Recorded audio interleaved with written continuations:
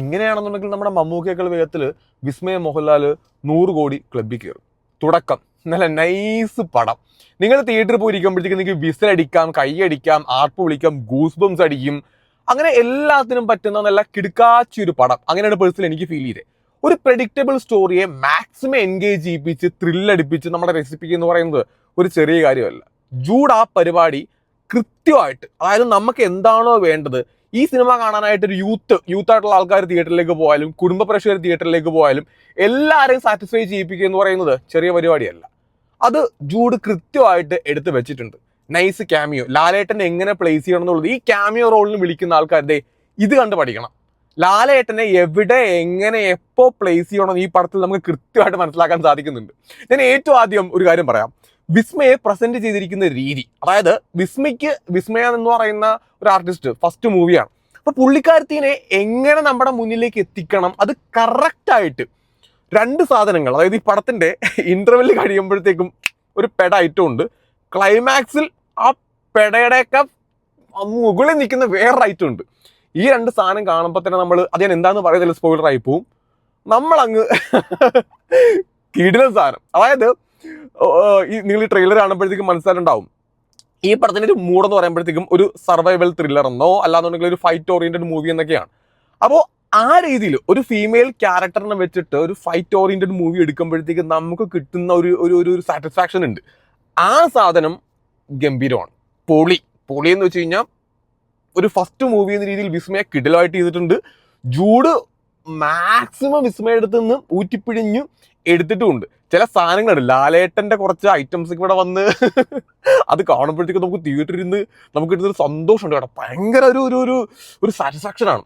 ഇത്ര നേരം നമുക്കൊരു ആസ് എ ഫാൻ ബോയ് ഞാനിങ്ങനെ പടം തുടങ്ങിയ സമയം മുതൽക്ക് തന്നെ ജൂഡ് ഒരു ടൈറ്റിൽ കാർഡ് ലാലേട്ടന് വേണ്ടി വെച്ചിട്ടുണ്ടായിരുന്നു. അപ്പൊ നമുക്ക് മനസ്സിലാവുന്നുണ്ട് ജൂഡ് എന്തായാലും ലാലേട്ടനെ പ്രസന്റ് ചെയ്യാൻ വേണ്ടി പോകുന്നത് അത്ര കിടിലുമായിട്ടായിരിക്കും. കാരണം അമ്മാതിരി പ്രാന്തൻ ഫാൻ ബോയ് ആണ് ജൂഡ് എന്നുള്ളത് ആ ടൈറ്റിൽ കാർഡിൽ തന്നെ നമുക്ക് വ്യക്തമാണ്.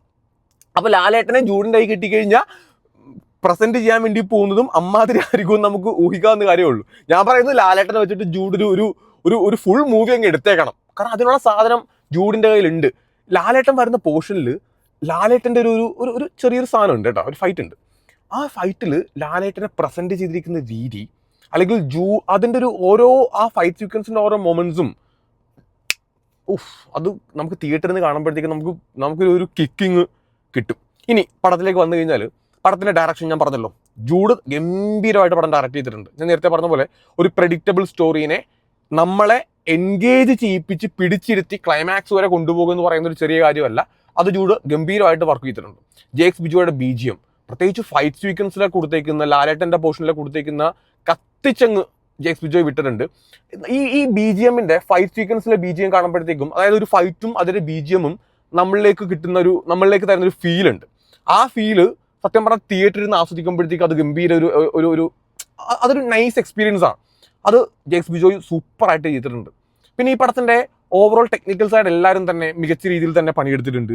ഇതിന്റെ ആക്ടിംഗ് ബേസിൽ ഇപ്പോൾ ഞാനൊരു ഉദാഹരണം പറയാം. ഇപ്പോൾ നമ്മുടെ ആന്റണിയുടെ മോനായിട്ടുള്ള ആശിഷാണ് ഈ പടത്തിന്റെ വില്ലൻ റോൾ ചെയ്തിരിക്കുന്നത്. പിന്നെ നമ്മുടെ ബോബി ചേട്ടനുണ്ട്. അപ്പോൾ ആശിഷിനെ ഫസ്റ്റ് ഈ സിനിമ തുടങ്ങുമ്പോൾ തന്നെ 1-2 സീനിലൂടെ ഈ ആശിഷിന്റെ ആ റോൾ എന്താണെന്നുള്ളത് നമുക്ക് വളരെ കൃത്യമായിട്ട്, ആശിഷ് ആന്റണി എന്താണ്, ഈ ആശിഷ് ആന്റണി ചെയ്യുന്ന റോൾ എന്താണെന്നുള്ളത് നമ്മളിലേക്ക് കണക്ട് ആവും. അപ്പൊ തന്നെ നമുക്ക് ഈ പടത്തിന്റെ മൂഡ് ഇങ്ങനെയാണ്, അല്ലെങ്കിൽ ഇവന്റെ റോൾ ഇങ്ങനെയാണെന്ന് നമുക്ക്, കാരണം അവന്റെ ആദ്യത്തെ പടമാണ്. അപ്പൊ പുള്ളി ഇതിനു മുമ്പ് ഒരു റോളും ചെയ്തിട്ടില്ല. എനിക്ക് ലൂസിഫറിൽ ഇങ്ങനെ ജസ്റ്റ് ഇങ്ങനെ വന്നു പോകുന്ന ഒരു സാധനം മാത്രമേ കാണിച്ചിട്ടുള്ളൂ. അത് ഒരു റോളായിട്ടൊന്നും കൂട്ടാൻ പറ്റില്ല. അപ്പോൾ അദ്ദേഹത്തിനെ പ്ലേസ് ചെയ്ത് നമ്മുടെ മുന്നിലേക്ക് ഈ ക്യാരക്ടർ ഇങ്ങനെയാണെന്ന് കൃത്യമായിട്ട് ജൂഡ് എത്തിച്ചു തരുന്നുണ്ട്. അപ്പൊ തന്നെ നമുക്ക് മനസ്സിലാവും പടത്തിന്റെ മൂഡ് ഇങ്ങനെയായിരിക്കും, അല്ലെങ്കിൽ പടം മുന്നോട്ട് പോകുമ്പോഴത്തേക്ക് ഇവന്റെ റോൾ ഇങ്ങനെയാണെന്നുള്ളത് നമുക്ക് ക്രിസ്റ്റൽ ക്ലിയർ ആണ്. അതിൽ നമുക്ക് പിന്നെ ക്ലാരിറ്റി കുറവ് ഒന്നും തന്നെ ഇല്ല. പിന്നെ സായ് കുമാറിന്റെ പെർഫോമൻസ്, സായ് കുമാറെ ഈ ഇമോഷണൽ റോൾ ചെയ്യുമ്പോഴത്തേക്കും പുള്ളിയുടെ നമുക്ക് തന്നെ അങ്ങ് കരച്ചിൽ വന്നു പോകും. പുള്ളിയും മോളുമായിട്ടുള്ള വിസ്മയുടെ റോള്, ഈ മീനു എന്ന് പറയുന്ന റോളും സായ് കുമാറിന്റെ റോളും തമ്മിലുള്ള കുറച്ച് രംഗങ്ങളൊക്കെ ഉണ്ട്. അത് ചില സ്ഥലത്ത് ഒരു ഓവർ ഡ്രാമാറ്റിക് ആണോ എന്ന് എനിക്ക് ഫീൽ ചെയ്തു കേട്ടോ, ഇല്ലെന്ന് ഞാൻ പറയുന്നില്ല. പക്ഷേ എങ്കിൽ തന്നെയും ഓവറോൾ നോക്കുമ്പോഴത്തേക്കും എസ്പെഷ്യലി സായ് കുമാറിന്റെ പോലീസ് സ്റ്റേഷനിലെ കുറച്ച് പെർഫോമൻസ് ഒക്കെ ഉണ്ട്. അത് ഭയങ്കര ഒരു നൈസ് സാധനമാണ്.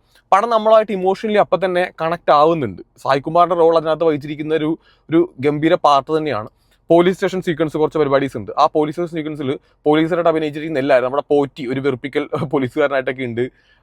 മനോജ് കിജയൻ്റെ ഒരു നൈസ് പെർഫോമൻസ് ഉണ്ട്. ജാഫർ ഇടുക്കി, പിന്നെ ലേഡി പോലീസുകാരത്തി ഉണ്ട്. അങ്ങനെ എല്ലാവരും പെർഫോമൻസിന്റെ കാര്യത്തിൽ ആരും കോംപ്രമൈസ് ചെയ്തിട്ടില്ല. വിസ്മയനെ കൊണ്ട് പറ്റുന്ന രീതിയിൽ വിസ്മയ മാക്സിമം പെർഫോം ചെയ്തിട്ടുണ്ട്. എസ്പെഷ്യലി വിസ്മയുടെ കുറച്ച് പരിപാടീസ്, ആ സാധനം.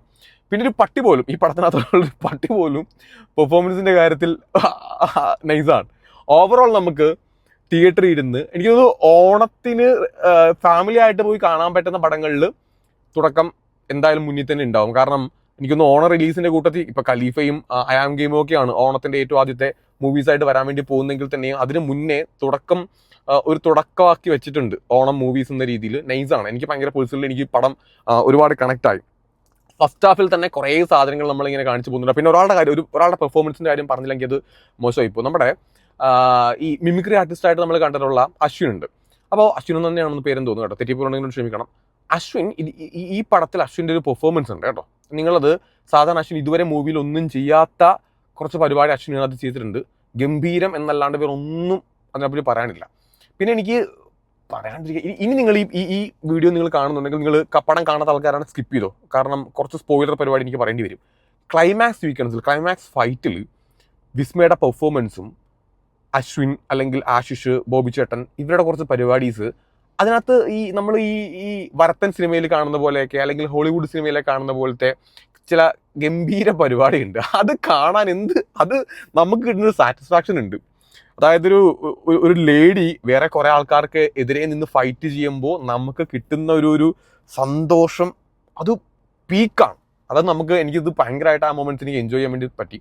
ഓവറോൾ തിയേറ്ററിൽ പോയി കാണാൻ പറ്റി, കൈയടിച്ച് വിസിലടിച്ച് ഗൂസ് അടിച്ച് കാണാൻ പറ്റിയ നല്ല കിടിലം പടമാണ് തുടക്കം. നിങ്ങളിത് മിസ് ചെയ്യരുത്. ഫാമിലി ആയിട്ടും യൂത്ത് ആയിട്ടും കാണാൻ പറ്റിയ നല്ല പടം തുടക്കം ഗംഭീരമായിട്ടുണ്ട്.